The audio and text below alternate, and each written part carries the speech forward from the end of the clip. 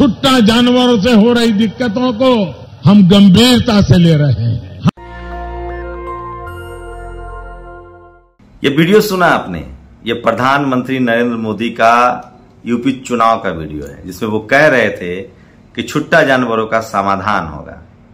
गाय के नाम पर राजनीति करने वाले, वोट पाने वाले किसानों के दुश्मन बन गए हैं। यूपी की सबसे बड़ी समस्या है किसानों का खेत जो है वो छुट्टा जानवर खा रहा है, और कुछ लोग हैं जो गौशाला के नाम पर और गाय के नाम पर वोट भी मिल रहा है और मालामाल भी हो रहे हैं। सोचिएगा कौन है। वहीं सरकार ने बृजभूषण सिंह की नकेल टाइट कर दी है। अयोध्या में जो WFI की बैठक होने वाली थी वो अब लगभग रद्द कर दिया गया है 4 सप्ताह के लिए। तो सवाल है कि क्या बृजभूषण सिंह नहीं बच पाएंगे या सरकार का अपना डैमेज कंट्रोल करने की कोशिश है। सोचिए, राम रहीम को फिर से पैरोल मिल गया है। लोग तंज कर रहे हैं कि राम रहीम के आश्रम को ही नाम बदलकर सेंट्रल जेल क्यों न रख दिया जाए, जब रोज पैरोल ही मिलना है। नमस्कार, मैं शंभू कुमार सिंह और आप देख रहे हैं नेशनल दस्तक। वो तमाम बड़ी खबरें जो सोशल मीडिया पर वायरल है और जो आपके लिए जरूरी है, जो इस देश के लिए जरूरी है। सोचिए, ये तस्वीर देखिए। JP नड्डा ब्राह्मण समाज से आते हैं, योगी आदित्यनाथ ठाकुर समाज से आते हैं, IP सिंह हैं, ये ठाकुर समाज से आते हैं। इन्होंने ट्वीट किया है, ये 5 स्टार चाय की चुस्कियां हैं। ब्राह्मण, ठाकुर और वैश्य गठबंधन देश में 9 वर्षों से सत्ता का मौज ले रहा है। पिछड़े, दलित, अल्पसंख्यक, तिरस्कार भरी जिंदगी और 5 किलो राशन पर अपना जीवन यापन करने को विवश हैं। RSS प्रमुख मोहन भागवत की हिदायत है कि धीरे धीरे आरक्षण खत्म किया जाए। तो लगता है कि धीरे धीरे विपक्षी दलों, जो सवर्ण समाज के नेता हैं दूसरे दलों में, उनको भी अब समझ में आने लगा है कि इस देश में अगर सत्ता पाना है तो SC, ST, OBC माइनॉरिटी की बात करनी पड़ेगी। लेकिन सवाल है कि SC, ST, OBC माइनॉरिटी के लोग कब समझेंगे कि धर्म तो वो बचा रहे हैं, बचा भी लेंगे, लेकिन उनकी नौकरी का क्या होगा, रोजगार का क्या होगा, उनके बच्चों का क्या होगा, उनके संवैधानिक अधिकारों का क्या होगा। सोचिएगा जरूर। और लगातार सोचिए 5 करोड़ केस जो है वो पेंडिंग है कोर्टों में।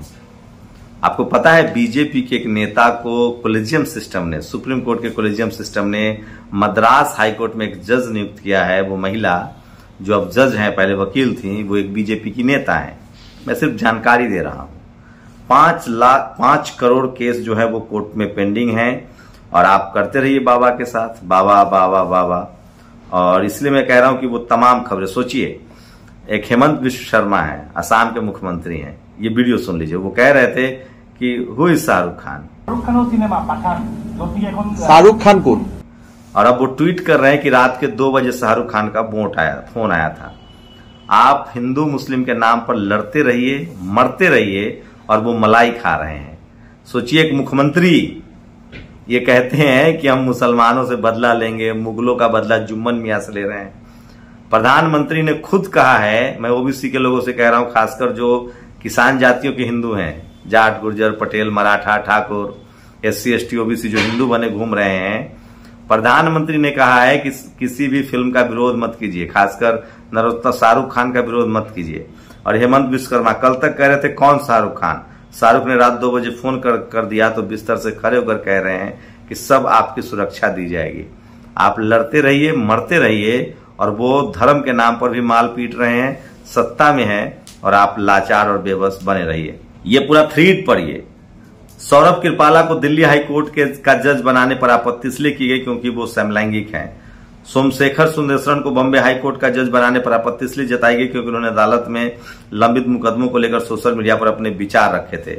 लेकिन उसी समय इस देश में ये देखिए, ये मैडम जो हैं, नाम से हैं, वो बीजेपी की महिला मोर्चा की नेशनल जनरल सेक्रेटरी हैं। फेसबुक DP 2019 में PM मोदी को राखें बांधते हुए फोटो लगाई है। विक्टोरिया गौरी के बारे में ट्वीट से पता चलता है सरकार ने 2 लोगों को हाईकोर्ट को जज बनाने की अनुशंसा पर आपत्ति जताई थी, और इनको जज जो है वो बना दिया गया। ये है मैडम। सरकार ने जॉन सत्यन को मद्रास हाई कोर्ट का जज बनाने की अनुशंसा पर आपत्ति की क्योंकि उन्होंने PM मोदी पर आलोचनात्मक लेख शेयर किया था। लेकिन सरकार को विक्टोरिया गौरी को मद्रास हाई कोर्ट का जज बनाने पर आपत्ति नहीं होनी चाहिए। विक्टोरिया गौरी ट्विटर पर चौकीदार विक्टोरिया गौरी लिखती हैं। इसलिए हम लोग कह रहे हैं कि ये तस्वीरें भी देख लीजिए, मोदी जी के कार्यक्रम में उनकी तस्वीर है। इसलिए हम लोग कह रहे हैं कोलेजियम सिस्टम खत्म होना चाहिए। क्योंकि कोलेजियम सिस्टम से दोनों तरह के काम, सरकार अपने जज भी बनवा रहे हैं और SC ST OBC minority, Jat, Maratha, Patel, Gurjar, यहां तक कि ठाकुरों को भी जज बनने का मौका नहीं मिल रहा है। सोचिए आप, सुप्रीम कोर्ट, हाई कोर्ट में जज बनने के लिए कोई एग्जाम नहीं है। कभी सोचा है आपने?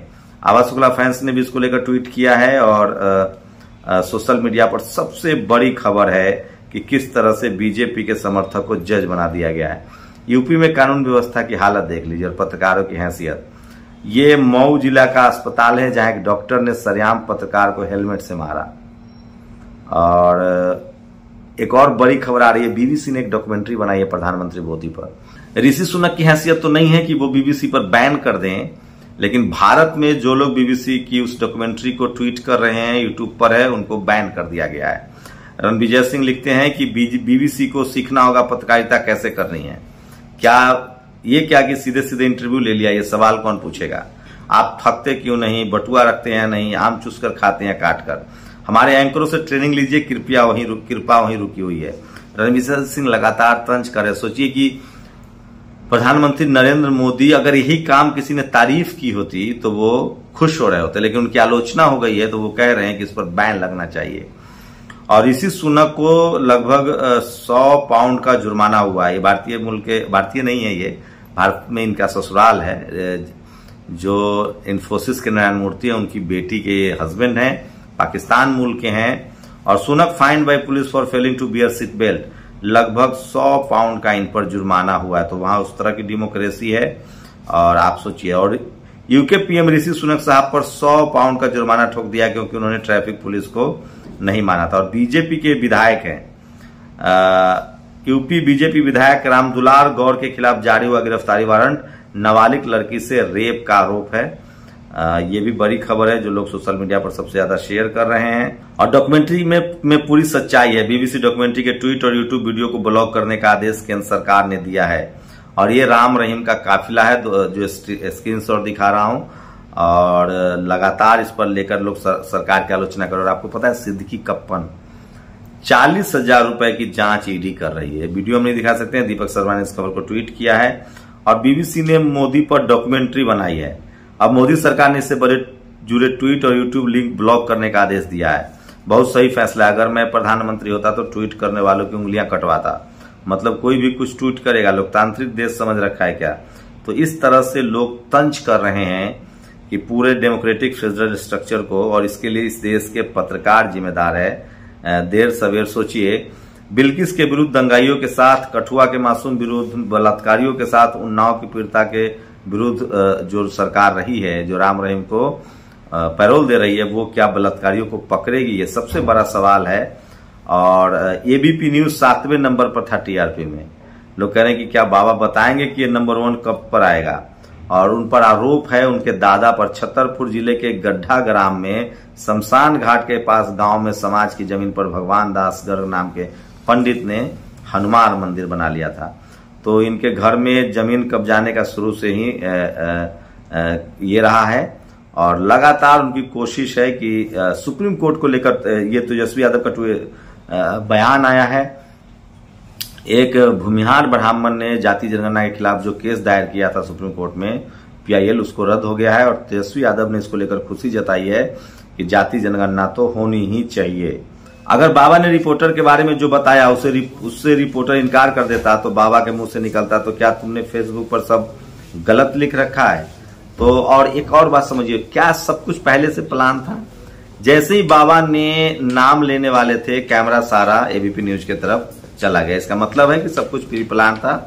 लेकिन वो मुद्दा नहीं है बहस का। सवाल सबसे बड़ा ये है कि क्या बहुजन समाज के हक अधिकार की रक्षा आपको कैसी होगी? क्या 2024 से पहले जानबूझकर देश को धर्म के दूसरे मॉडल में धकेला जा रहा है? आप लोग अपनी प्रतिक्रिया जरूर दीजिए। शुक्रिया। नेशनल दस्तक की आपसे गुजारिश है कि अगर इसको बचाना चाहते हैं तो नेशनल दस्तक को सब्सक्राइब करने के लिए रेड कलर के सब्सक्राइब बटन को दबाएं, फिर बेल आइकन की घंटी दबाएं। नेशनल दस्तक को बचाने के लिए बहुत जरूरी है कि हर खबर को शेयर करें, लाइक करें, कमेंट जरूर करें।